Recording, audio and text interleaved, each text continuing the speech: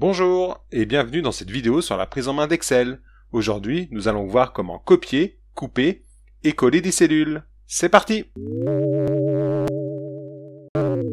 Si je veux par exemple copier cette cellule-là, où il y a marqué 10, dans la cellule A3, je vais donc faire un clic droit et cliquer sur copier.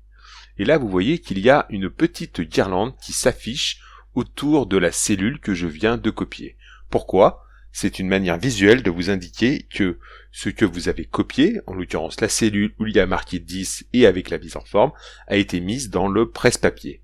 Et le presse-papier, c'est quoi? C'est l'endroit dans la mémoire de l'ordinateur où il y a ce que vous avez copié. Une fois que vous avez copié la cellule, vous pouvez sélectionner la cellule dans laquelle vous voulez coller et vous faites clic droit.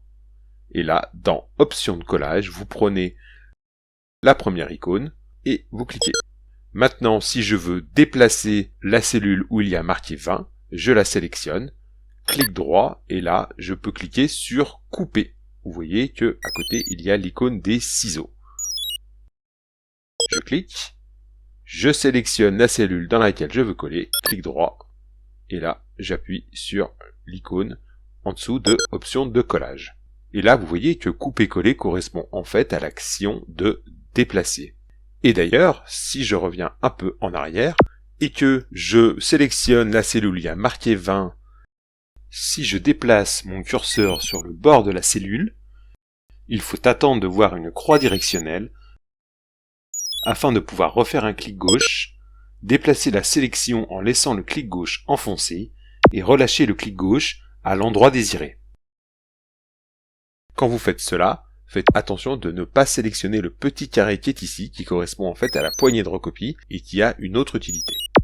Je peux également couper, copier et coller grâce au groupe qui s'appelle Presse-Papier, ici, dans l'onglet Accueil, où là vous avez vu que vous avez accès au bouton Couper et Copier. Donc là, par exemple, je vais copier ici, pour ensuite me rendre là et coller avec la première icône qui vient.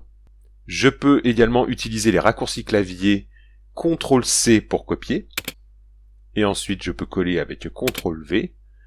Et pour couper, j'utilise le raccourci clavier CTRL-X avec le X qui, en fait, symbolise les ciseaux. Et ensuite, je peux coller avec CTRL-V.